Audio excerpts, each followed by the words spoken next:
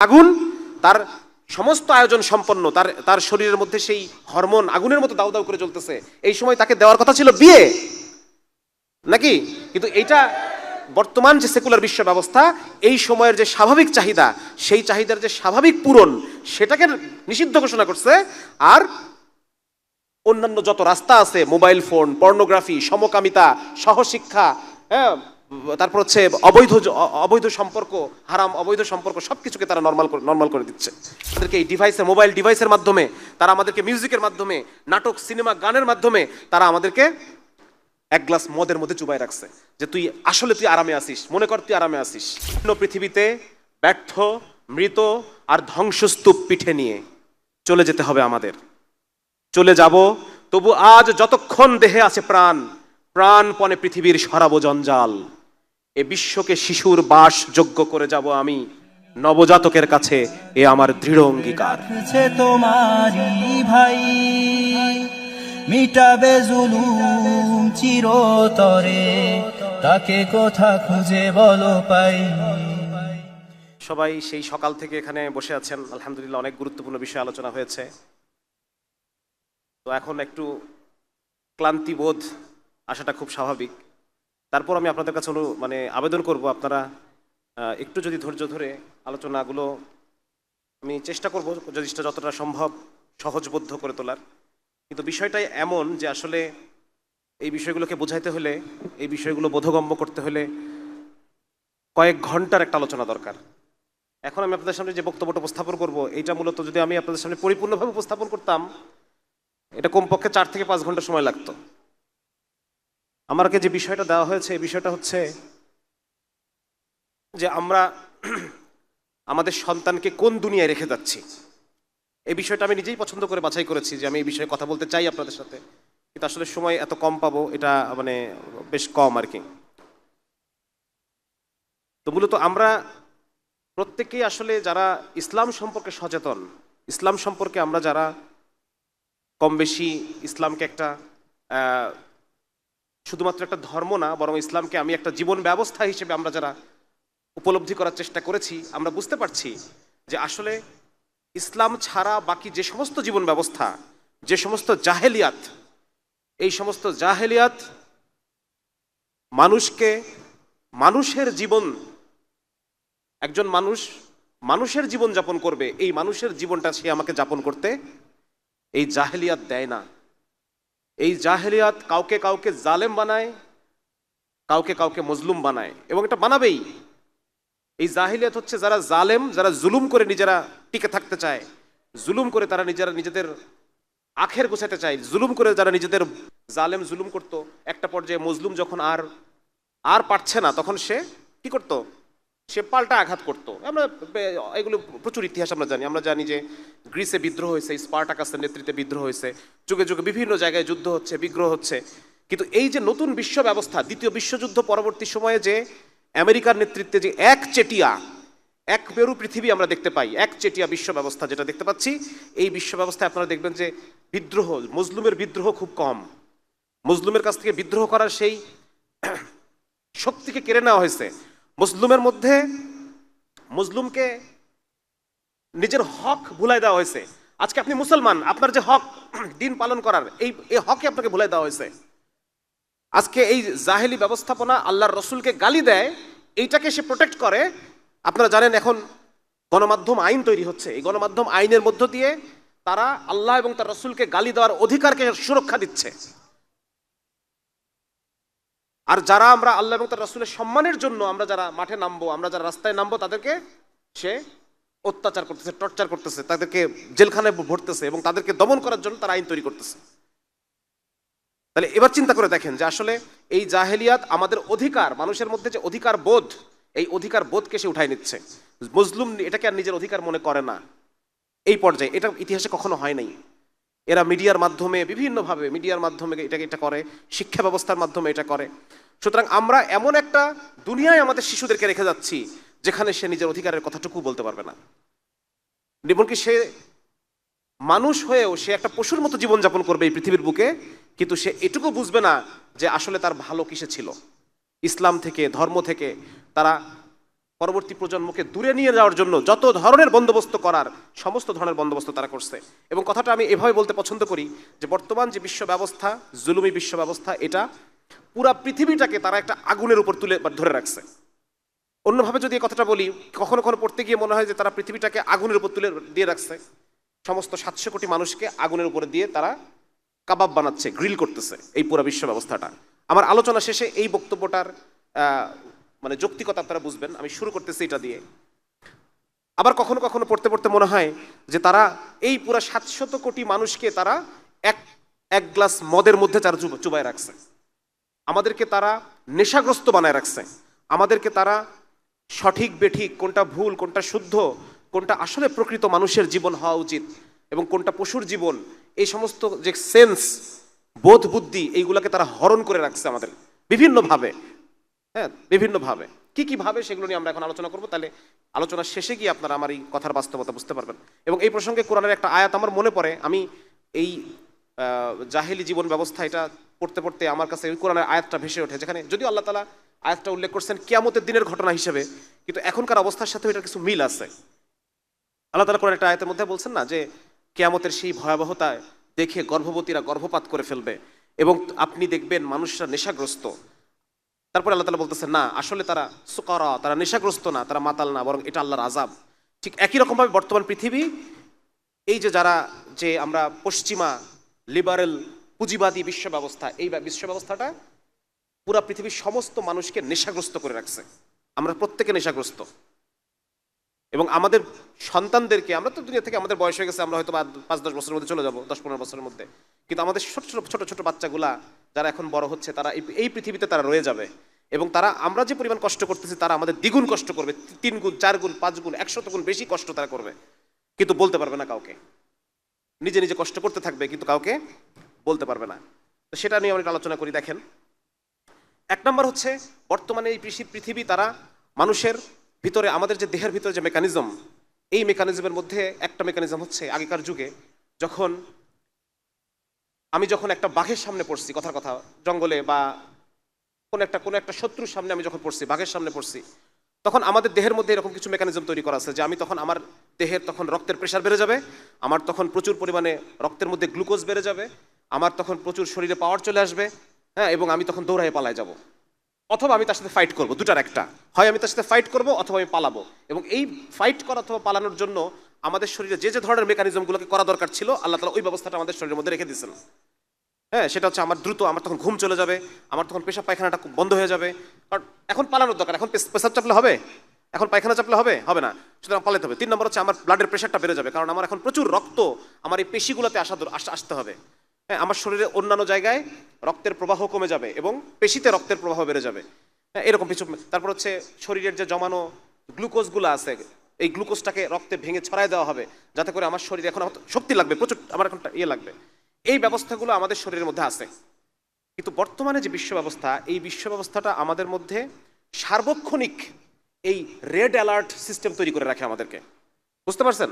সুতরাং যেটা আপনার অবস্থা ভেদে আপনার হয়তো বডির মধ্যে, ওইটা এখন আপনার 24 ঘন্টায় হচ্ছে, 24 ঘন্টায় আপনি এখন ওই অবস্থার মধ্যে আছেন।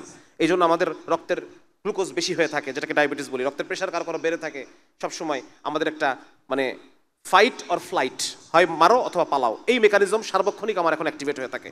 এটার বিভিন্ন কারণ আছে। একটা কারণ হচ্ছে আমরা অনেকে মোবাইল ফোনে অ্যাডিক্টেড, আমরা দৈনন্দিন বিভিন্ন কাজকর্ম, সমাজের অতি প্রত্যাশা, পরিবারের অতি প্রত্যাশা, এগুলো থেকে শুরু করে নিয়ে বিভিন্ন বিষয় যেগুলো আছে, এগুলোর কারণে আমরা সবসময় স্ট্রেস, এটাকে বলে স্ট্রেস, এই স্ট্রেসে ভুগতেছি। এইরকম একটা উচ্চ স্ট্রেস অবস্থায় আমরা সবসময় থাকি এবং এই পৃথিবীর সবাই এখন এই অবস্থা। যার কারণে একটা সময় দেখবেন যে আপনারা এই যে হার্ট অ্যাটাক, তারপর হচ্ছে স্ট্রোক, এই ধরনের অসুখ বিসুখগুলা আমাদের দাদাদের জমানায় এত ছিল না, কিন্তু এখন এত বেশি। এবং ইয়াং মানুষ স্ট্রোক করতেছে, ইয়াং একদম যুবক বয়সের ছেলে, যারা আসলে স্ট্রোক করার কথা না, বুড়া বয়সের রোগ না এটা। সেদিন আমরা একটা কেস পাইলাম, রিক্সাওয়ালার স্ট্রোক করছে, তার তো স্ট্রোক করার কথা না, ইয়াং একটা রিক্সাওয়ালা। হ্যাঁ, এখন যে ইলেকট্রিক রিক্সা আসছে, এখন তো তার আরো শারীরিক কার্যক্রম কমে গেছে, শরীরের কার্যক্রম কমে গেছে। তো সবকিছু মিলাই দেখেন এই বিষয়গুলো যে এখন আসলে এত বেশি উচ্চ স্ট্রেস একটা দুনিয়াতে আমরা আমাদের সন্তানকে রেখে যাচ্ছি। এবং এই স্ট্রেসকে মোকাবেলা করার জন্য আল্লাহ রাব্বুল আলামিনের কিছু মেকানিজম আছে। আল্লাহ তাআলা কিছু জিনিস দিচ্ছেন, যেমন হচ্ছে বিবাহ শাদী করা, পরিবারের মধ্যে সময় কাটানো। এটা করলে কি হয়, আমাদের অন্তরটা স্ট্রেস মুক্ত হয়। 5 ওয়াক্ত সালাত আদায় করা, জিকির আজকার করা, কোরআন তেলাওয়াত করা, হ্যাঁ, এইগুলো করলে মানুষের মধ্যে এই জিনিসগুলো দূর হয়। কিন্তু এখন এরা এমন একটা ব্যবস্থা তৈরি করে রাখছে যে একটা বাচ্চা, আমার আপনার সন্তান কবে বিয়ে করবে তার কোনো ঠিক নাই, তাই না? এরা বিয়ে করবে 30 বছর বয়স, ওই সময় অলরেডি সে, তার শরীর কিন্তু অসুস্থ, বিভিন্ন স্ট্রেসে সে অসুস্থ হয়ে পড়ছে। হ্যাঁ, একটা সময় দেখা যাচ্ছে যে এই যে সেকুলার যে এডুকেশন সিস্টেম, পড়াশোনার ব্যবস্থা, এই পড়াশোনার ব্যবস্থার মধ্যে তাকে দিন থেকে, ইসলাম থেকে আরো দূরে সরায় নিয়ে যাবে, তার মধ্যে আল্লাহর বিশ্বাসকে সংশয়পূর্ণ করে তুলবে, তার মধ্যে নাস্তিকতাবাদে চাষাবাদ করবে। হ্যাঁ, তার মধ্যে অনেক বেশি দুনিয়া কামানো, অনেক বেশি, এটা এটা কিন্তু একটা স্ট্রেসফুল একটা বিষয় যে আমাকে অনেক বেশি করতে হবে, অনেককে স্যাটিসফাই করতে হবে, অনেককে গাড়ি বাড়ি করতে হবে, ঢাকায় বাড়ি করতে হবে, আমেরিকাতে আমার বাচ্চা কাচ্চাকে পড়াইতে হবে। এই যে চিন্তাগুলা, এইগুলা মানুষের মধ্যে স্ট্রেস তৈরি করে। বিপরীতে ইসলাম আমাদেরকে এমন একটা জীবন ব্যবস্থা দিছিল, এমন একটা চিন্তা চেতনা দিছিল যে আমার মধ্যে রিজিকের কনসেপ্ট থাকবে, আমি রিজিককে মেনে নিব, আমি তকদিরকে মেনে নিব, আমি আল্লাহর সন্তুষ্টিকে তালাশ করব সব জায়গায়। হ্যাঁ, আমার মধ্যে কোনো স্ট্রেস থাকবে না, আমার মধ্যে আল্লাহর শকর কাজ করবে, আমার মধ্যে সবর কাজ, যখন বিপদ আসবে তখন এটা আমার মধ্যে স্ট্রেস তৈরি করবে না, আমার মধ্যে একটা সবর থাকবে, আমি ধৈর্য ধারণ করব সওয়াবের আশায়, ঠিক না? এরকম বিভিন্ন সিস্টেমের মধ্যে দিয়ে ইসলাম আমাদের মধ্যে একটা এই যে স্ট্রেসগুলোকে নিয়ন্ত্রণ করতো।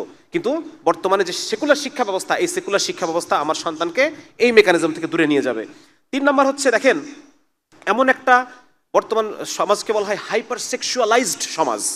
হাইপার সেক্সুয়ালাইজড একটা সময় এই যৌন বিষয়গুলা সমাজের মধ্যে প্রকাশ্যে ছিল না। যৌন বিষয়গুলা, একটা মানুষ যদি খারাপ সিনেমা দেখতে হইতো, এরপরও সে দেখা যাচ্ছে একটা ভিসিআর ভাড়া করে নিয়ে এসে, আমরা যখন ছোট ছিলাম তখন ভিসিআর এর যুগ ছিল, এটাও প্রকাশ্যে করা যেত না, তাই না? কিন্তু এখন দেখবেন যে হাতে হাতে, মানুষের হাতে হাতে যে মোবাইল ফোনের যে ডিভাইসটা দেওয়া হয়েছে, এই ডিভাইসের মধ্যে এমন জিনিসপত্র আছে যেটা পতিতালয়েও নাই। এমন জিনিসপত্র এই মোবাইলের মধ্যে ঠাসা, আমার আপনার সন্তান রিলস দেখতে দেখতে এমনভাবে তার মধ্যে বিভিন্ন রকম আশপাশ থেকে সাজেশন চলে আসে, বিভিন্ন অশ্লীল ভিডিও চলে আসে, মানে একজন চাচ্ছে না দেখতে, কিন্তু তাকে জোর করে তাকে দেখাচ্ছে। এইরকম একটা এই ডিভাইসের মধ্য দিয়ে তারা আমাদেরকে এই পর্যায়ে নিয়ে গেছে। শুধু তাই না, খারাপ সিনেমাই না, বর্তমানে এই যে টিকটক যে রিলসের মাধ্যমে বিভিন্ন সফট পর্নোগ্রাফির যে প্রদর্শনী, সফট, হ্যাঁ, দেখা যাচ্ছে নাচানাচি, হ্যান ত্যান ইত্যাদি বিভিন্ন রকম কন্টেন্ট ক্রিয়েশনের নামে, তারপর হচ্ছে ইউটিউবে মনিটাইজেশনের নামে মানুষ এগুলো এখন করতেছে। প্রত্যেকে নিজে উদ্যোক্তা হয়ে সেক্সুয়ালাইজড ভিডিও ইউটিউবে ছেড়ে দিচ্ছে, কারণ টাকা পাচ্ছে সে এখান থেকে। সুতরাং এইরকম একটা অবস্থা, এবং এর মাধ্যমে কি হচ্ছে, এর মাধ্যমে মানুষের চিন্তা চেতনা, মন মানসিকতা নষ্ট হয়ে যাচ্ছে। এটার মাধ্যমে একজন মানুষ, আপনারা যারা আমার মানসাঙ্ক বইটা পড়ছেন, আমি ওখানে দেখানোর চেষ্টা করছি যে একজন ধর্ষক একদিনে ধর্ষক হয়ে ওঠে না, মায়ের পেট থেকে ধর্ষক হয়ে বের হয় নাই সে এই হাইপার সেক্সুয়ালাইজ দুনিয়াতে ডোজের পর ডোজ সে নিতে নিতে নিতে নিতে একটা পর্যায়ে তার চিন্তা চেতনাগুলো বিকৃত হয়ে গেছে। তো আজকে আমার আপনার সন্তানকে আমি এইরকম একটা দুনিয়ায় রেখে যাচ্ছি, হাইপার সেক্সুয়ালাইজড দুনিয়ায়, যেখানে প্রত্যেকটা মানুষ মানে আগুন হয়ে আছে, আগুন, এবং সেই আগুনের মধ্যে আমি আমার আপনার সন্তানকে রেখে যাচ্ছি। কিরকম আগুন? যেমন ধরেন, আজকে স্কুলে যখন আপনি পড়াবেন দেখবেন যে এখানে সহশিক্ষা, আলিয়া মাদ্রাসাগুলোতে আপনি দেখবেন সহশিক্ষা, অথচ এমন একটা বয়সে ছেলে এবং মেয়ে বাচ্চাকে একসাথে রাখা হয়েছে, যেই বয়সে তাদের মধ্যেকার যে হরমোন, আপনারা জানেন যে একটা পুরুষের মধ্যেকার যে যৌন আকর্ষণ চাহিদা, এটা তৈরি হয় হরমোনের মাধ্যমে। একটা মেয়ের মধ্যেও আরেকটা হরমোন দেওয়া আছে যেটা তার মধ্যে ওই চাহিদা তৈরি করে। তাহলে যেই সময়ে তাদেরকে একসাথে রাখা হয়েছে, এই বয়সটা হচ্ছে ওই বয়স যে সময় দুইজনেরই হরমোন একদম চূড়ান্ত পর্যায়ে অবস্থান করতেছে তাদের হরমোন। এখন আমার যে পরিমাণ হরমোন আছে, ওই 14, 15, 16, 17, 18 এই বয়সের একটা ছেলের মধ্যে এই হরমোন প্রায় 5 থেকে 6 গুণ বেশি, হরমোন বেশি। তাহলে তার মধ্যেকার যে শারীরিক সম্পর্কে লিপ্ত হওয়ার আগ্রহ বেশি না কম? অনেক বেশি, চিন্তার বাইরে। এবং ওই বয়সে একটা মেয়ের মধ্যে যে পরিমাণ হরমোন আছে, ইস্ট্রোজেন হরমোন বলা হয়, আর পুরুষেরটাকে বলা হয় টেস্টোস্টেরন, ওইটাও অনেক বেশি, নর্মাল লেভেলের চেয়ে অনেক বেশি থাকে ওই বয়সে। তাহলে এই বয়সের দুইটা বাচ্চাকে আমি বলতেছি তোমরা একসাথে পড়াশোনা করো এবং একসাথে তোমরা বিভিন্ন গ্রুপ ওয়ার্ক করো, বিভিন্ন ক্লাব আছে, ক্লাবে অংশগ্রহণ করো, হ্যাঁ, মানে আরো একসাথে করে দিচ্ছি। এবং এইগুলো পশ্চিমা যারা সমাজতত্ত্ববিদ, ওনারাই রিসার্চ করে দেখাইছেন যে একটা বাল্যপ্রেম, এটা 4টা ধাপ আছে। প্রথম ধাপ একসাথে পড়াশোনা করা, একসাথে করা। দ্বিতীয় ধাপ হচ্ছে দুইজন একটু আলাদা হয়ে যাওয়া। তৃতীয় ধাপ হচ্ছে শারীরিক বিষয়, যৌনতার বিষয়গুলোকে এক্সপ্লোর করা, কেমন লাগে একটু দেখি, এবং 4 নম্বরে গিয়ে তাদের মধ্যে শারীরিক সম্পর্ক তৈরি হয়ে যাওয়া। এটা ওনারা গবেষণা করে 4টা ধাপ দেখাইছে। এখন দেখেন প্রথম ধাপ যদি চালু করে দেওয়া যায় তাহলে দ্বিতীয়, তৃতীয়, চতুর্থ একাই হয়ে যাবে না? হ্যাঁ, তাদের মধ্যে সেই আগুন তো রয়েছে। আগুন তো আল্লাহ তাআলা শারীরিকভাবে তো জ্বালাইতে হবে, আল্লাহ ওইভাবে তো জ্বালানো আছে। এখন দুইটা জ্বলন্ত আগুন আর পেট্রোল, তোমরা একসাথে পড়াশোনা করো। আগুন আর পেট্রোল একসাথে পড়াশোনা করো, একসাথে তোমরা ফ্রেন্ড হও, গ্রুপ স্টাডি করো। এই হচ্ছে বর্তমান অবস্থা। তাহলে আমরা এখানে আপনার দিনদার মানুষ আছেন কম বেশি, আমরা এগুলো বুঝে শুনেই বাচ্চাকে দিব, কিন্তু আমার এই বক্তব্য হয়তো আরো অনেক মানুষ ইউটিউবে শুনবে যারা এখন দিনকে সিরিয়াসলি নেন নাই। আপনাদের উদ্দেশ্যে বলতেছি যে আপনারা যেই জায়গায় আপনার সন্তানদেরকে পড়াচ্ছেন এটা হচ্ছে ইউরোপ আমেরিকার স্ট্রাকচার, এবং ইউরোপ আমেরিকাতে প্রতি 5 জনে একটা মেয়ে ধর্ষণের শিকার। তাহলে ওই একই ফরম্যাটে যখন আপনি আপনার মেয়েকে পড়াচ্ছেন, আপনি কিভাবে আশা করেন যে আপনার মেয়ে ধর্ষণের শিকার হবে না? অবশ্যই হবে। সুতরাং এইরকম একটা জ্বলন্ত আগুনের মধ্যে, আমি শুরুতে বলছি জ্বলন্ত আগুনের উপর আমরা আমাদের সন্তানদেরকে রেখে যাচ্ছি। ঠিক আপনি আপনার মেয়েকে যখন থেকে সহশিক্ষায় পড়াচ্ছেন, আপনার ছেলেকে যখন থেকে সহশিক্ষায় পড়াচ্ছেন, তখন মূলত আপনি তাকে আগুনেই ফেলে দিলেন, ঠিক কিনা? সুতরাং এই হচ্ছে অবস্থা, যে জ্বলন্ত একটা আগুন, তার সমস্ত আয়োজন সম্পন্ন, তার শরীরের মধ্যে সেই হরমোন আগুনের মতো দাউ দাউ করে জ্বলতেছে। এই সময় তাকে দেওয়ার কথা ছিল বিয়ে, নাকি? কিন্তু এইটা বর্তমান যে সেকুলার বিশ্ব ব্যবস্থা, এই সময়ের যে স্বাভাবিক চাহিদা, সেই চাহিদার যে স্বাভাবিক পূরণ, সেটাকে নিষিদ্ধ ঘোষণা করছে। আর অন্যান্য যত রাস্তা আছে, মোবাইল ফোন, পর্নোগ্রাফি, সমকামিতা, সহশিক্ষা, হ্যাঁ, তারপর হচ্ছে অবৈধ সম্পর্ক, হারাম অবৈধ সম্পর্ক, সবকিছুকে তারা নর্মাল করে দিচ্ছে। নাটকের মাধ্যমে, টেলিভিশনের মাধ্যমে, বইয়ের মধ্যে এখন বলা হচ্ছে যে তোমরা তোমার পুরুষ বন্ধুর সাথে, মনের বন্ধু, এই একটা চ্যাপ্টারের নাম মনের বন্ধু, একটা ছেলে একটা মেয়ের ছবি দেওয়া। তার মানে বাচ্চারা মনের মধ্যে কি আসবে? যে মনের বন্ধু মনে হয় একজন বিপরীত লিঙ্গই হয়, একটা মেয়ে মনের বন্ধু হইতে পারে না, একটা ছেলের সাথে আমার মনের বন্ধুত্ব করতে হবে। তো এরকম একটা তারা সমস্ত আয়োজন সম্পন্ন করছে আমার আপনার সন্তানকে ধ্বংস করার জন্য। আমার আপনার সন্তান যেন মুসলমান না থাকে, আমার আপনার সন্তান যেন মুমিন না থাকে, আমার আপনার সন্তান যেন ছেলে বাচ্চা যেন ছেলে না থাকে, মেয়ে বাচ্চা যেন মেয়ে না থাকে, এইরকম একটা আয়োজন এই বর্তমান সেকুলার বিশ্ব ব্যবস্থা তারা এটাকে সম্পন্ন করছে। বর্তমানে আপনারা জানেন বিভিন্ন জায়গায়, আমরা জানি বিভিন্ন সংস্কার কমিশনের মাধ্যমে এই এলজিবিটি, মেয়েরা মেয়ে থাকবে না, ছেলেরা ছেলে থাকবে না, এইরকম একটা অবস্থা এখানে পুশ করা হচ্ছে। আজকে যখন নিজের সন্তানের দিকে তাকাবেন, তখন চিন্তা করবেন যে আমার এই সন্তানটা, আমার এই ছেলেটা কি এই দুনিয়াতে ছেলে হিসেবে বেঁচে থাকবে কিনা? আমার এই মেয়েটা কি 2 দিন পরে এসে বলবে না তো যে আব্বা আমি পুরুষ হয়ে যেতে চাই? আমার ছেলে সন্তানটা 2 দিন পরে এসে বলবে না তো আব্বা আমি আমার যা পুরুষ অঙ্গ যা আছে সব কেটে ফেলতে চাই, আমি নিজেকে মেয়ে মনে করি? তারা সমস্ত কিছুর মাধ্যমে, আইনের মাধ্যমে, তারা অনলাইনের মাধ্যমে, অফলাইনের মাধ্যমে, শিক্ষা ব্যবস্থার মাধ্যমে আমার আপনার সন্তানকে এইরকম মানসিকতা সম্পন্ন বানায় ফেলতেছে যে তারা একটা পর্যায়ে ছেলে থাকবে না, একটা পর্যায়ে মেয়ে থাকবে না। এই একটা অবস্থা। তার মানে দেখেন, আজকে কিছুদিন আগে আসিয়া নামে একটা মেয়ে, মাগুরাতে আসিয়া নামে একটা মেয়েকে তো ধর্ষণ করা হয়েছে, আপনারা জানেন। তো এই যে দেখেন, মানে কিরকম একটা সমাজে আমরা এই ধরনের ঘটনাগুলো আগে তো ঘটতো না। একটা সময় যখন আমাদের সমাজ ছিল, আমাদের সোশ্যাল বন্ডিং ছিল, আমাদের একজন আরেকজনের সামনে কি বলা যায়, মানে পরস্পর বন্ধনগুলো সুন্দর ছিল, তখন এই সমস্ত ঘটনা হঠাৎ করে কেন এত বেড়ে গেল? হঠাৎ করে বাংলাদেশে এই সমস্ত ঘটনা তো বেড়ে যাওয়ার কারণ কি? সুতরাং সামনে তো এগুলো আরো বাড়বে, এগুলো তো কমবে না, তাই না? যদি না আমরা যথাযথ পদক্ষেপ না নেই, এগুলো কমার তো কোনো সুযোগ নাই। তাহলে 1 নম্বর বললাম যে এই যে ধর্ষণ, তারপর একটা বললাম এলজিবিটি। আচ্ছা, আরেকটা জিনিস দেখেন, সেটা হচ্ছে বিভিন্ন রকম বাজারে বিভিন্ন রকম বাচ্চাদের খাবার নামে বিভিন্ন ধরনের জিনিস আছে। দেখেন কোন জায়গা দিয়ে তারা ঢুকছে। এটা আমাকে একজন ডাক্তার সাহেব, উনি আমাকে সেদিন বলতেছিলেন যে বাংলাদেশে যত ওষুধের ক্যাপসুল তৈরি করা হয়, যে কভারটা দিয়ে, একটা কভার আছে না, হ্যাঁ, এই জেলাটিন, এটাকে বলা হয় জেলাটিন। এটা তৈরি করা হয় পশুর চামড়া থেকে, পশুর চামড়া। এবং এই পশুর চামড়ার এটা ম্যাক্সিমাম পোর্শন সবচেয়ে বেশি এটা আসে শূকরের চামড়া থেকে। এবং এটা তারা প্রমাণ করছে যে এই বাংলাদেশে যে ক্যাপসুলগুলোর শেলগুলো আসে ম্যাক্সিমাম কিসের চামড়া থেকে তৈরি? এখানে পর্কাইন এলিমেন্ট, মানে পর্ক এলিমেন্ট পাওয়া গেছে। হ্যাঁ, এবং এখানে শুধু এইটাই না, আমরা যে বাচ্চাদেরকে বিভিন্ন খাওয়াই, বিভিন্ন চকলেট খাওয়ান, বিভিন্ন ধরনের চকলেট, বিভিন্ন ধরনের জেলি, ললিপপ, হ্যাঁ, এইগুলো সব কিছুতে এই জেলাটিন ব্যবহার করা হয়। এবং আপনি যা খান এটার সাথে আপনার চরিত্রের একটা প্রভাব আছে। সারা পৃথিবীতে এলজিবিটি বা এই বিষয়গুলা, সমকামিতা, এই যে মানে কি বলা যায়, বদদিনী বেড়ে যাওয়ার একটা অন্যতম কারণ তারা আমাদের খাবারগুলোকে নষ্ট করে ফেলছে। আপনি যখন এই জিনিসগুলো যখন আমরা আমাদের বাচ্চাদেরকে খাওয়াচ্ছি, তখন স্বাভাবিকভাবেই তাদের মধ্যে এমন একটা চিন্তা চেতনা গড়ে উঠতেছে, যার কারণে তারা ইসলাম থেকে দূরেই সরে যাবে এবং একটা পর্যায়ে তাদের মধ্যে এই ধরনের জিনিস চলে আসবে। হ্যাঁ, এই জন্য মাঝে মধ্যে আমি খুবই কষ্ট পাই যখন আমি অনেক বাসায় ফিরি। বা এখন প্রতিদিন তো বাচ্চাদের জন্য গিফট নিয়ে ঢোকা যায় না, হয়তো 1 টাকা 2 টাকার একটা চকলেটই নিতাম, কিন্তু এই ভয়ে এটাও নেই না। খালি হাতে যখন বাসায় ঢুকি, বাচ্চাগুলো ছুটে আসে, তখন মানে নিজেকে খুব অপরাধী মনে হয়, খুব অসহায় লাগে যে বাপরে তোদের জন্য কিছুই নিয়ে আসি নাই। এরা এমন একটা দুনিয়া তৈরি করে রাখছে, আমি যে তোর জন্য একটা গিফট নিয়ে ঘরে ঢুকবো, একটা খাবার নিয়ে ঘরে ঢুকবো, এতটুকু পরিমাণ নিশ্চয়তা তারা আমার জন্য রাখে নাই।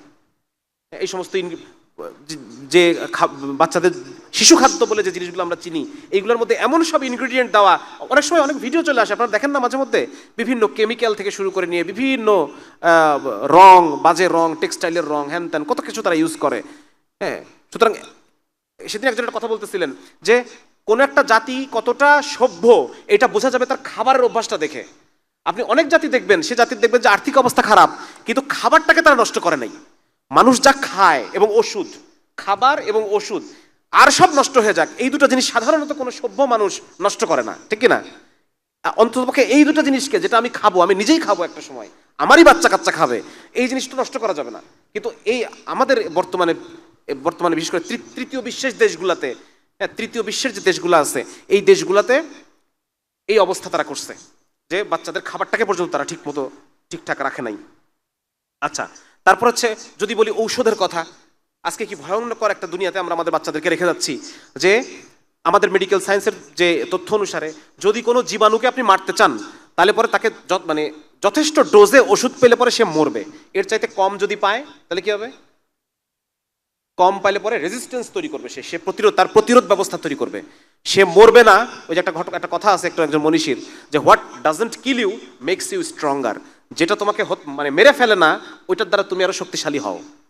ঠিক আছে না? ধরেন আমি জীবনে এমন একটা শোক, এমন একটা কষ্ট পাইলাম যে আমি আত্মহত্যা করলাম না, তাহলে ওইটা আমাকে কি করবে? আরো শক্তিশালী, মানসিকভাবে শক্তিশালী করে তুলবে না? তো একই রকম ভাবে জীবাণুর ক্ষেত্রেও তাই, যে জীবাণুর ক্ষেত্রে যখন কম ডোজ যখন সে পায়, তখন জীবাণুটা তো মরেই না, উল্টা শক্তিশালী হয়। এবং বর্তমানে আপনারা দেখবেন যে আমরা বিভিন্ন সময় বিভিন্ন ডাক্তারের পোস্ট আপনারা পাবেন যে সমস্ত অ্যান্টিবায়োটিক, তার শরীরে আর কোনো অ্যান্টিবায়োটিক ওষুধ কাজ করতেছে না। আমার খুব নিকটাত্মীয় একটা বাচ্চার এই অবস্থা হয়েছিল যে একটা ওষুধই বাকি ছিল যে ওষুধটা তার কাজ করতো। আলটিমেটলি আল্লাহ তাআলা ওইটা দিয়ে তাকে শেফা দান করছেন। কিন্তু এরকম অবস্থা আরো ভয়াবহ আকার ধারণ করতেছে ধীরে ধীরে, এবং আমরা ডাক্তাররা নিজেদের মধ্যে এটা নিয়ে অনেক আলোচনা করতেছি, অনেক কথাবার্তা এটা নিয়ে হচ্ছে। তবে এর মধ্যে একটা অন্যতম কারণ হলো, আমি মনে করি সেদিন আমার প্রায় বিভিন্ন পর্যায়ের মানুষের সাথে আমার কথাবার্তা হয়, একজন বলতেছিলেন, একজন ওষুধ কোম্পানির প্রতিনিধি বলতেছিলেন যে বর্তমানে বাংলাদেশ বিভিন্ন ব্রাজিল, আর্জেন্টিনা এই সমস্ত দেশে ওষুধ রপ্তানি করে। তো যে সমস্ত বড় বড় কোম্পানি, আমি কোনো কোম্পানির নাম বলবো না, যেগুলোকে আমরা বড় কোম্পানি হিসেবে চিনি এবং ওষুধ রপ্তানি করার মতো যোগ্যতা যাদের আছে, তারা 2টা ভার্সন বানায়। একটা ভার্সন ধরেন নাপা, এটা 2টা ভার্সন, একটা ভার্সন আসবে লোকাল মার্কেটে, একটা ভার্সন যাবে বিদেশে। যেটা বিদেশে যাবে ওরা তো বিভিন্ন টেস্ট করে নেয় নাকি, টেস্ট ছাড়া তো নিবে না। পুরা লটের মধ্যে একটা যদি টেস্ট করে খারাপ পায়, পুরা লটই ফেরত পাঠিয়ে দিবে। কিন্তু বাংলাদেশের আমরা তো এইভাবে খাই না। তাহলে ওই দেশে যেগুলো পাঠায় সেগুলা যতটুকু ওষুধ থাকার অতটুকুই দেওয়া আছে, আর দেশের মার্কেটে যেটা আসতেছে সেটা কি বলেন না, কম। যা ছিল ডোজ, যা হওয়ার কথা তার চেয়ে একটু কম মেরে দিছে, দিয়ে ওই নামে চালাই দিছে, লাভ হয়ে গেল। কিন্তু ক্ষতি হলো কার? ক্ষতি হবে কার? যে রুগী, তার শরীরের যে জীবাণু, সে জীবাণুটা শক্তিশালী হয়ে গেল। হ্যাঁ, তাহলে এইরকম একটা দুনিয়ায় আমরা রেখে যাচ্ছি, এক অবিশ্বাসের দুনিয়া, হ্যাঁ, এক অনিশ্চয়তার দুনিয়া। কিরকম দুনিয়ায়, মানে আপনি নিশ্চিত দিয়ে বলতে পারবেন না যে আপনার এই সন্তানটা তার বাকি জীবনটা সুস্থভাবে জীবনটা কাটাবে, এটা আপনি মানে এরকম দুনিয়ায় আপনাকে রেখে যাচ্ছেন না। ঠিক আছে। 4 নম্বর হচ্ছে বর্তমানে তারা এমন একটা পরিবেশ তৈরি করে রাখছে যে একটা প্রতিযোগিতা, এই বিশ্ব সমস্ত জায়গায় একটা প্রতিযোগিতা তৈরি করে রাখে। কেন রাখে? ধরেন আমি নিয়োগকারী, আমার কাছে 3টা পোস্ট ফাঁকা আছে, এই 3টা পোস্টের জন্য 3 জন লোকই আছে, তাইলে বেতন আমাকে 3 জনকে নেওয়া লাগবে, 3 জনকে আমার নিতে হবে চাকরিতে। তাহলে 3 জনকে নিতে হলে তো আমার বেতন বেশি রাখতে হবে। যদি বেশি না রাখি, ও যদি আরেক জায়গায় চলে যায়, তাহলে তো আমার একটা পোস্ট ফাঁকা পড়ে থাকলো, ঠিক না? কিন্তু যদি এই 3 জনের জায়গায় আছে হচ্ছে আপনার 15 জন লোক আছে, একজন যদি চাকরি না করে আমি আরো বহু লোক পাবো, তাহলে আমি বেতন আরো কমাই দিতে পারি, অনেক কমাই দিতে পারি, ঠিক না? তো বর্তমান পৃথিবীতে ঠিক এই অবস্থা তারা তৈরি করে রাখছে। বর্তমানে বাংলাদেশে এখন এই মুহূর্তে 13 লক্ষ পুরুষ ছেলে মানুষ বেকার, ধরে নিচ্ছি, মানে টোটাল তারা বলে 26 লক্ষ বেকার, তার অর্ধেক ধরে নিলাম পুরুষ, 13 লক্ষ পুরুষ বেকার। একটা পুরুষ মানুষকে যদি চাকরি দেই, এই পুরুষটা তার পরিবার সহ প্রতিপালন হবে। আর একজন নারীকে যখন চাকরি দেওয়া হবে, তখন তার উপরে তো পরিবার প্রতিপালনের দায়িত্ব নাই, সে তার নিজস্ব খরচ, হ্যাঁ, এটাতেই তার হয়ে গেল, শেষ। তার খুব বেশি দরকার নাই, এবং তার চাহিদাও কম। সুতরাং কম টাকায় নারীর শ্রম পাওয়া যাচ্ছে, কিন্তু ক্ষতিগ্রস্ত কে হচ্ছে বলেন না? পুরুষ ক্ষতিগ্রস্ত হচ্ছে, বেকার ঘুরতেছে। আজকে আমার আপনার সন্তান এমন জায়গায় আমি রেখে যাব, এমন দুনিয়ায়, যেই দুনিয়ায় তার কি জীবিকা সে উপার্জন করবে এর কোনো নিশ্চয়তা নাই, বা তার মেধা অনুসারে সে জীবিকা পাবে কিনা এই নিশ্চয়তা তার নাই। এরকম একটা ফলস প্রতিযোগিতা তৈরি করে রাখা হয়েছে। মেয়েদের শরীর বলেন, মন বলেন, তাদের মাসিককালীন তাদের হরমোনের উঠানামা বলেন, সবকিছু মিলাই একজন নারীর প্রকৃত জায়গা হচ্ছে ঘর। সে তার ঘরের অফিস, এই ঘরটা তার একটা অফিস। এই ঘরটার মধ্যে সে তার গবেষণা, তার চিন্তা, তার মেধাকে খরচ করবে। এটা নারীর শরীর মন সবকিছু মিলায়ে এটা হচ্ছে সৃষ্টিকর্তার ফয়সালা। তো সেইখান থেকে তাদেরকে ঘরের কাজ ছোট, ঘরের কাজ খারাপ, ঘরে তোমার নিশ্চয়তা নাই, ঘরে স্বামী ধর্ষণ করে, ম্যারাইটাল রেপ, বৈবাহিক ধর্ষণ, অতএব নারী তুমি বাইরে চলে আসো, তুমি চাকরি করো। এই যে তাদেরকে গণহারে বাইরে নিয়ে এসে চাকরি করানোর ফলে শ্রমের দাম কমে গেছে। কি কমে গেছে বলেন না? হ্যাঁ, ঠিক এইটাই। 1960 সালে যখন গণহারে নারীদেরকে কলকারখানায় ঢুকানো হয়েছে, এর ফলে বেতন কমে গেছে। বেতন যদি কমে যায়, লাভ কার? মালিকের লাভ। সারা পৃথিবীর এই ক্যাপিটালিস্টিক সোসাইটির যারা মূল ক্যাপিটালিস্ট, পুঁজিপতি, এদের লাভ। এরা ইচ্ছাকৃতভাবে এই জিনিসগুলো প্রপাগান্ডা ঘটায় আজকে এমন একটা অবস্থা তৈরি করে রাখছে যে আপনি আপনার মেধা অনুসারে যথেষ্ট পরিমাণ বেতনের চাকরি আপনি পাবেন না। অনিশ্চিত এক জীবনের মধ্যে আপনি আপনার সন্তানকে রেখে যাচ্ছেন, আপনি আপনার সন্তানকে এক একাকী জীবনের মধ্যে রেখে যাচ্ছেন। আগেকার আমাদের দাদা দাদিদেরকে দেখতাম 8 জন 9 জন 10 জন সন্তান। এখন এরা কি বলতেছে? একটি হলে ভালো, কি 2টি হলে ভালো হয়, একটি হলে ভালো হয়, 2টি সন্তানের বেশি নয়। হ্যাঁ, তাহলে একটি হলে ভালো হয়। তাহলে যে একটি সন্তান নিল, এই সন্তানটাকে কোথায় রেখে গেল সে? আপনি আর এবং আপনার স্ত্রী যখন মারা যাবেন, এই দুনিয়ায় তার আপন বলতে কেউ আর আছে? আর কেউ নাই।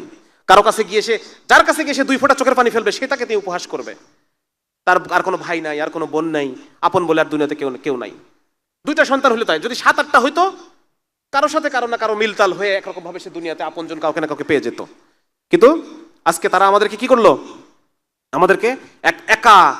বর্তমানে একজন বিজ্ঞানী আছেন, 30 বছর ধরে উনি গবেষণা করতেছেন একাকিত্বের উপরে। উনি বলতেছেন যে পরবর্তী মহামারী, পশ্চিমা বিশ্বে পরবর্তী মহামারী হচ্ছে একাকিত্ব। পশ্চিমা বিশ্বের মানুষ একা, পাশের বিল্ডিং এ, পাশের ফ্ল্যাটে মরে পড়ে থাকে। 7 দিন পরে গিয়ে খবর হয় যে পাশের ফ্ল্যাটের লোক মরছে। ওর ছেলে মেয়েও আসে না দেখতে, ওর বাড়িতে কেউ দেখতেও আসে না, ওইভাবে মরে পড়ে থাকে, পচে গন্ধ হয়। তখন খবর দেয় অ্যাম্বুলেন্স, সিটি কর্পোরেশন আইসা দাফন টাফন করে। এই অবস্থা পশ্চিমা বিশ্বে। আজকে আমরা হুবহু, আজকে আপনি নারী কমিশন থেকে শুরু করে যত সংস্থার কমিশন, প্রত্যেকে ইউরোপ কি করছে, আমেরিকা কি করছে, এই প্রেসক্রিপশন সুপারিশ করতেছে।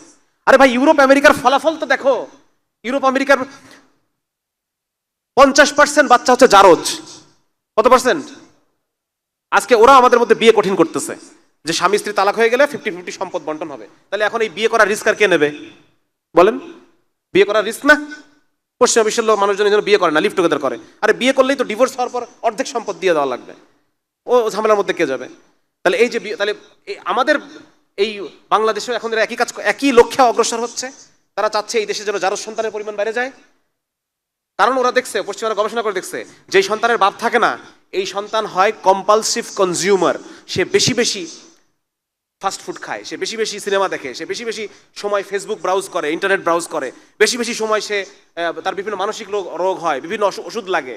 তার মানে এই হচ্ছে আমার একটা, এই সন্তানটা আমার একটা পরিপূর্ণ বাজার, নাকি পরিপূর্ণ মার্কেট। একে আমি সব ইউজ করতে পারবো, আমার প্রোডাক্ট। অতএব বাপ থাকা যাবে না সন্তানের সাথে। এই জন্য বিয়েকে কঠিন করো, যতভাবে পারো বিয়েকে কঠিন করো, আর জিনাকে সহজ করে দাও। তাহলে পরে আমরা কি পাবো? এমন কোটি কোটি মানুষ পাবো যারা আমাদের প্রোডাক্ট ভোগ করবে, আমাদের লাভ, আমাদের মুনাফা। সুতরাং এইরকম একটা জীবন, এইরকম একটা পৃথিবী তারা তৈরি করে যাচ্ছে, যেখানে আমার আপনার সন্তান একাকী বসবাস করবে। এই যে কিছুক্ষণ আগে বললাম যে এই যে আপনার ডিভাইস যেটা দেখতেছি, আমরা রিলস দেখি, রিলসে যারাই আসক্ত, দেখবেন যে একবার দেখা শুরু করলে পরে 2 ঘন্টার আগে উঠতে পারে না। 1 ঘন্টা 2 ঘন্টা চলে যায় জীবন থেকে। কারণ এটা এমনভাবে গবেষণা করে তৈরি করা আছে যাতে করে এটা আপনি উঠতে না পারেন, আপনি দেখতেই থাকবেন, আর ওদের লাভ হইতেই থাকবে। প্রতি ক্লিকে ক্লিকে লাভ। জানেন তো এটা নিয়ম? জানেন তো? যত ক্লিক, যত ঝাঁকি তত নেকি, নাকি আমরা যখন হ্যান্ডশেক করতাম। আর এটা হচ্ছে আপনি যত দেখবেন তত বেশি ওদের অ্যাড, ওদের প্রোডাকশন, এগুলো প্রোডাকশনের অ্যাড তত বেশি যাবে। এটা হচ্ছে ওদের লাভ। তো যার কারণে এটার মধ্য দিয়ে তারা এমনভাবে, হ্যাঁ, এবং এটা কি করে দেখেন, এটা আমি গতদিন একটা বই পড়তেছিলাম, ডোপামিন নেশন, আমেরিকার এটা খুব বেস্ট সেলার বই ছিল এটা, ডোপামিন নেশন। এটার মধ্যে উনি দেখানোর চেষ্টা করছেন এই যে ছোট ছোট রিলস, এই রিলসগুলো আপনার ব্রেনে অনেক বেশি মজা দেয়, অনেক বেশি মজা। যে মজাটা হয়তো আপনি পাইতেন হয়তো 4 রাকাত সালাত পড়ার পরে, অনেক কান্নাকাটি করার পর যে একটা ফ্রেশ অন্তরের মধ্যে মজা, এটা হয়তো আপনি অনেক কষ্ট করে পাইতেন। আপনি হয়তো 1 ঘন্টা ব্যায়াম করার পর এরকম একটা মজা পাইতেন। আপনি হয়তো কোনো একটা কার্যক্রম মানে কঠিন কাজ করার পর একটা মজা পেতেন। কিন্তু এই কাজটা, এই রিলসের মাধ্যমে আপনি কোনো কাজকর্ম ছাড়াই অনেক বেশি বাস্ট অফ ডোপামিন আপনি পাচ্ছেন, মজা পাচ্ছেন। এবং আমাদের শরীর সবসময় একটা ইসের মতো চলে। আপনারা ওই যে দাড়িপাল্লা দেখছেন না, দাড়িপাল্লা, দাড়িপাল্লা মাপ বোঝার জন্য কোথায় তাকাইতে হয়? পাল্লায়, পাল্লার দিকে তাকাইতে হয়, হাতের দিকে তাকাইতে হয় না, উপরে তাকাইতে হয়। হ্যাঁ, উপরের দিকে তাকাইতে হয়। আমাদের বডিতে যখন একটা জিনিস বেশি হয়ে যাবে, ঠিক পর মুহূর্তে ওই জিনিসটা অনেক কমে যাবে। মানে আমাদের বডির একটা ব্যালেন্স আছে, আল্লাহ রাব্বুল আলামিন মিজান তৈরি করছেন, ভারসাম্য, বডির মধ্যে ভারসাম্য দিয়ে দিচ্ছেন।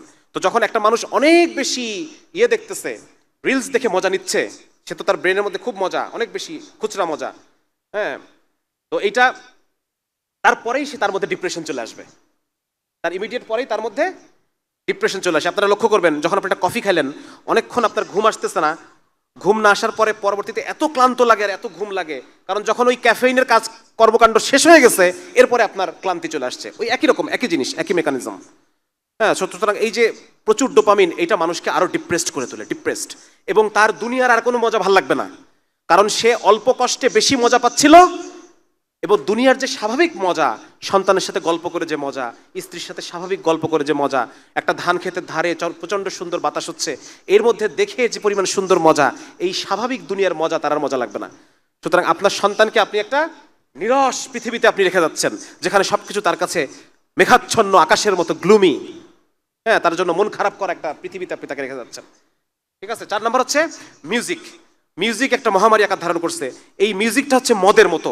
ঠিক যেভাবে এটা দেখেন, আমি যখন মিউজিক নিয়ে পড়াশোনা করি, এরপর ওই সময় দেখি ইবনে তাইমিয়া রাহমাতুল্লাহ আলাইহি বলছেন, গান হচ্ছে অন্তরের মদ। সাথে সাথে আমার অন্তর মানে আল্লাহর দিকে রুজু হয়ে গেল, আর আমি চিন্তা করলাম, আল্লাহ আপনি আমাদের পূর্ববর্তী ওলামায়ে কেরামকে কত ফিরাসাত দান করছেন। আজকে পড়তে গিয়ে আমি ঠিকই দেখতেছি যে গান একদম মদ যেভাবে কাজ করে। মদ কিভাবে কাজ করে আপনারা একটু বললে পরে বুঝবেন। আমাদের ব্রেনের মধ্যে একটা অংশ আছে হচ্ছে আবেগ, আরেকটা অংশ আছে বিবেক। আবেগ এবং বিবেকের মধ্যে একটা কানেকশন আছে। বিবেক সবসময় আবেগকে একটা ডাউন করে রাখে, বুঝা গেল? আবেগের জায়গাটাকে একটা ইনহিবিশন করে রাখে, ডাউন করে রাখে, যাতে করে মানুষের আবেগটা উপরে না আসে। মানে আবেগের মাধ্যমে কাজ যেন আমরা না করি, আমরা যেন বিবেকের মাধ্যমে কাজ করি। এই সিস্টেম আমাদের বডির মধ্যে আল্লাহ দিয়ে দিচ্ছেন। মদ এই আবেগ আর বিবেকের যে কানেকশন, এই কানেকশনটাকে কেটে দেয়, বুঝছেন? ওই কানেকশনটা যখন কাজ হয়ে কেটে গেল, তখন মানুষ কি করবে? এলোমেলো কাজকর্ম করে, টলমাটাল করে চলাফেরা করে, কোনো কিছুর উপর কোনো কিছু কন্ট্রোল থাকে না। হ্যাঁ, এই জিনিসটা তখন ঘটে যায়। তো এখানে মদ, বিজ্ঞানীরা গবেষণা করে দেখছেন, একইভাবে যে ব্যক্তি গান শুনে, ওই গান শোনা মানুষটারও আবেগ এবং বিবেকের মধ্যে কানেকশনটা সাময়িক সময়ের জন্য বন্ধ হয়ে যায়। গানের মধ্য দিয়ে যদি আপনি কোনো খারাপ বার্তা তাকে পৌঁছাতে চান, তাহলে পরে সে সেটাকে সহজে গ্রহণ করে নেবে, কোনো যাচাই বাছাই ছাড়া, প্রশ্ন করা ছাড়া। একটা সিনেমার মধ্যে প্রচুর মিউজিক থাকে, একটা সিনেমা যখন কেউ দেখতেছে, তখন ওই সিনেমার যে মূল বক্তব্য, হ্যাঁ, যে সমকামিতা, যারা সমকামী এরা আসলে এদের উপর অত্যাচার করো না, এরা মজলুম, তো এটা সে মনের অবচেতন মনেই সে এই মেসেজটাকে সে গ্রহণ করে নেবে, কোনো যাচাই করবে না। গান ওই যাচাই করার ক্ষমতাকে কেটে দেয় সাময়িক সময়ের জন্য। তাহলে একটু আগে যে আমি আপনাদেরকে বললাম যে আমাদেরকে এই সারা পৃথিবীর 700 বিলিয়ন মানুষ, 700 কোটি মানুষকে তারা এক গ্লাস মদের মধ্যে চুবাই রেখে দিছে। এখন এই কথাটার বাস্তবতা বোঝা যাচ্ছে তো? হ্যাঁ, তারা আমাদেরকে এই ডিভাইসের, মোবাইল ডিভাইসের মাধ্যমে, তারা আমাদেরকে মিউজিকের মাধ্যমে, নাটক, সিনেমা, গানের মাধ্যমে তারা আমাদেরকে এক গ্লাস মদের মধ্যে চুবাই রাখছে। যে তুই আসলে তুই আরামে আসিস, মনে কর তুই আরামে আসিস, তুই ভালো আসিস। মদের মধ্যে চুবে থাকলে যে মদ খর, সে কি মনে করে আমি তো ভালোই আছি, আমি তো মজায় আছি। তো ঠিক একই রকম ভাবে ওইটার মধ্যে আমরা এখন মনে করতেছি যে আমরা সবাই ভালো আছি। সুতরাং এখান থেকে বাঁচার জন্য আমার কি করণীয়, আমি বলি, আমার সময় শেষ হয়ে গেছে। এখান থেকে বাঁচার জন্য মাছ শান্তি পায় পানিতে, হ্যাঁ, একটা বন্য প্রাণী সে শান্তি পায় বনে, একটা তৃণভোজী প্রাণী সে শান্তি পায় বিস্তীর্ণ তৃণভূমির মাঝে। আর মুসলমান শান্তি পাবে, বলেন না কেন? মুসলমান শান্তি পাবে একমাত্র শরিয়ার মধ্যে। শুধু মুসলমান পাবে নাকি? অমুসলমান পাবে না? শরিয়া প্রতিষ্ঠা হলে এর সুফল অমুসলমান প্রত্যেকটা মানুষ শান্তি পাবে শুধুমাত্র যদি শরিয়া প্রতিষ্ঠা হয়। এছাড়া এই শরিয়া প্রতিষ্ঠা হওয়া ছাড়া এই যে বিশ্ব ব্যবস্থা, যে বিশ্ব ব্যবস্থা আমার আপনার সন্তানের জন্য একটা শ্মশান তৈরি করে রাখছে, আমার আপনার সন্তানের জন্য আত্মহত্যার মঞ্চ প্রস্তুত করে রাখছে, এই বিশ্ব ব্যবস্থার মধ্যে কোনো মানুষ শান্তি পেতে পারে না, কাফেরও শান্তিতে নাই। একমাত্র মানুষ, একজন মানুষ যার একটা মানুষের বায়োলজিক্যাল সিস্টেম আছে, মানুষের মানুষের শরীর, এ একমাত্র শান্তি পেতে পারে শুধুমাত্র ইসলামী শরিয়ার মধ্যে। আল্লাহ তাআলা কোরআনের মধ্যে বলছেন, আলা বিযিকরিল্লাহি তাতমাইন্নুল কুলুব, অন্তরের প্রশান্তি একমাত্র আল্লাহ স্মরণের মধ্যে।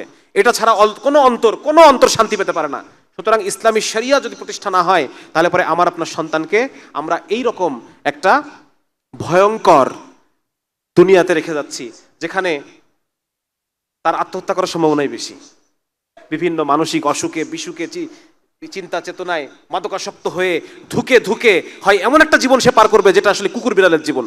দেখেন না রাস্তাঘাটে মানুষ শুয়ে থাকে কিভাবে, একটা ডিপ্রেশনে, আর কি বলা যায়, বিভিন্ন মানসিক অসুখে বিসুখে এমন একটা জীবন সে পার করবে যেটা তার জন্য, এর চেয়ে আত্মহত্যা করে তার জন্য সে সহজ মনে করবে। এইরকম একটা কঠিন জীবনে আমি আমাদের সন্তানকে রেখে যাচ্ছি। আমার যখন মাঝে মধ্যে ফিরতে রাত হয়, রাত ফেরার পরে আমি বাসায় ফিরে, অন্য দিনের বেলা ফিরলে তো বাচ্চাগুলো ছুটে আসে, আর অন্য সময় যখন রাত হয় তখন আমি নিজেই ওদের বিছানার কাছে যাই পাশে বসি। মানুষ তো এমনি, বাচ্চা মানুষ এমনি নিষ্পাপ, আর ঘুমায় থাকলে তো আরো নিষ্পাপ মনে হয়, তাই না? তখন ওদের দিকে তাকাই আমি, মনের অজান্তেই ওদের কাছে আমি মাফ চাই যে বাবারে মারে, কি এক দুনিয়াতে তোদেরকে আমি রেখে যাচ্ছি, দুনিয়া থেকে তো আমি চলে যাব, কিন্তু তোদেরকে এমন একটা দুনিয়ায় আমি রেখে গেলাম, এই দুনিয়াটা পরিবর্তন করে যেতে পারলাম রে মা, আমাকে তোরা মাফ করে দিস। এইভাবে আমি আমার মনের একটা মনের মধ্যেই চলে আসে এই কষ্টটা, ওদের বিছানার পাশে গিয়ে দাঁড়ায় ওদের চেহারার দিকে তাকায়, এই মনের কষ্টটা আমার মধ্যে চলে আসে যে তোরা আমাকে মাফ করে দিস, আমি তোদের অক্ষম বাবা, তোদের জন্য আমি এমন একটা দুনিয়া রেখে যেতে পারলাম না, যে দুনিয়ায় তোরা একটু মন খুলে বাঁচবি, যেই দুনিয়ায় তোরা একটা মানুষের জীবন কাটাবি, যেই দুনিয়ায় তোরা একটু হেসে খেলে, হ্যাঁ, হাসি খুশি জীবন, এরকম একটা দুনিয়া তোদের জন্য আমি রেখে যেতে পারলাম না, তোরা আমাকে মাফ করে দিস। সেই জন্য ভাই সবাই এই কষ্ট থেকে সবাই নিয়ত করা যায় না ইনশাল্লাহ? নিয়ত করা যায় না যে আমি আমার সন্তানের জন্য হলেও আমি সবকিছু ভেঙে, সবকিছু চুরমার করে আমি এটাকে মধ্যে বদলায় রেখে তারপর আমি যাবো এই দুনিয়া থেকে। যদি এই দুনিয়া থেকে যেতে হয় তাহলে পরে শরিয়া প্রতিষ্ঠা করতে গিয়েই যাব। সবাই নিয়ত করি ইনশাআল্লাহ। পরিশেষে কথা শেষ করতেছি,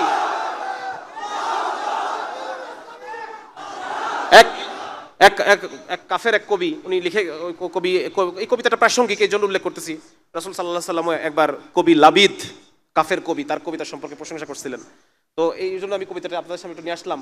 কবি সুকান্তের একটা কবিতা আছে যে এসেছে নতুন শিশু, তাকে ছেড়ে দিতে হবে স্থান। এটা পড়ছেন না আপনারা, অনেকেই পড়ছেন হয়তো। সেই কবিতার একটা অংশ আপনারা শব্দগুলো একটু খেয়াল করেন। জীর্ণ পৃথিবীতে ব্যর্থ, মৃত আর ধ্বংসস্তূপ পিঠে নিয়ে চলে যেতে হবে আমাদের। চলে যাব তবু আজ যতক্ষণ দেহে আছে প্রাণ, প্রাণপণে পৃথিবীর সরাবো জঞ্জাল। এ বিশ্বকে শিশুর বাস যোগ্য করে যাব আমি, নবজাতকের কাছে এ আমার দৃঢ় অঙ্গীকার। এজন্য সবাই অঙ্গীকার করছি না ইনশাল্লাহ? আমরা ইনশাল্লাহ এই জমিনে, আল্লাহর এই জমিনে আল্লাহর দ্বীন প্রতিষ্ঠা করে রেখে আমরা দুনিয়া থেকে যাবো ইনশাল্লাহ। এই প্রক্রিয়ার মধ্যে যদি আল্লাহ নিয়ে যায় আলহামদুলিল্লাহ, আর নাইলে মওত পর্যন্ত আমার আপনার মিশন এইটাই যে আমার আপনার সন্তানের জন্য হলেও এই সব কিছুকে ভাঙবো এবং ভাঙার পর আবার করব। সবাই নিয়ত করি ইনশাআল্লাহ। আল্লাহ তাআলা আমাদের সবাইকে আমল করার তৌফিক দান করুক, আমিন। আসসালামু আলাইকুম ওয়া রাহমাতুল্লাহি ওয়া বারাকাতুহু। ডাকছে তোমারি ভাই, মিটাবে জুলুম চিরতরে, তাকে কোথা খুঁজে বলো পাই।